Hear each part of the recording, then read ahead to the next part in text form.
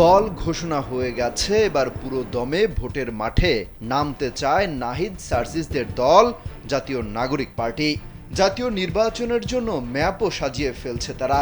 BNP জামায়াতের মতো বড় দলগুলোকে টেক্কা দিতে ৩০০ আসনেই প্রার্থী দেওয়ার পরিকল্পনা করছে দলটি।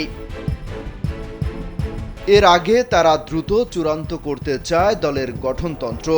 একই সঙ্গে দলীয় স্লোগান, ঘোষণাপত্র, সাংগঠনিক কাঠামো ও দলীয় প্রতীক সামনে আনার মধ্য দিয়ে জাতীয় সংসদ নির্বাচনের প্রস্তুতি শুরু করতে চায় দলটির শীর্ষ নেতারা। সারা দেশে প্রার্থী দিতে চাইলেও আপাতত দলের কোনো সহযোগী সংগঠন করার পরিকল্পনা নেই তাদের। এখন যুব, শ্রমিক, নারী ও ছাত্র উইং করা হতে পারে। ভিশনের ফুলঝুরি মেগা অফারে ফ্রিজ কিনলেই পাচ্ছেন 16 পিসের আকর্ষণীয় গিফট বক্স একদম ফ্রি।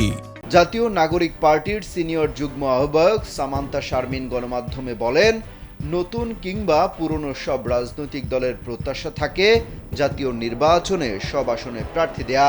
এনসিপি গণ অভ্যুত্থানের মাধ্যমে দেশের রাজনীতিতে উঠে এসেছে, তাই এই দলের টার্গেট সবগুলো আসনে প্রার্থী দেয়া। সেভাবেই দলকে এগিয়ে নেওয়া হবে। জানা গেছে তাদের গঠনতন্ত্রে দলের অভ্যন্তরে গণতন্ত্রের চর্চা, পরিবারতন্ত্রের বলয়মুক্ত রাজনীতি, জবাবদিহিতা নিশ্চিত করা, যোগ্যতার ভিত্তিতে নেতৃত্ব নির্বাচন সহ নানা বিষয়ের উপর গুরুত্ব দেওয়া হচ্ছে। জাতীয় নাগরিক পার্টির যুগ্ম আহ্বায়ক সরোয়ার তুষার বলেন, গঠনতন্ত্র তৈরির কাজ চলছে। অল্প সময়ের মধ্যেই আমরা এই সংক্রান্ত কাজ শেষ করতে চাই, কারণ নির্বাচন কমিশনে দলের নিবন্ধন করতে গঠনতন্ত্র প্রয়োজন। সেভাবেই নিজেদের কার্যক্রম এগিয়ে নেওয়া হচ্ছে। জাতীয় সংসদ নির্বাচন সামনে রেখে তৃণমূলকে বেশি গুরুত্ব দিতে চায় জাতীয় নাগরিক পার্টি। তবে নবগঠিত এই দলের জেলা উপজেলার কমিটি গঠন প্রক্রিয়া কি হবে?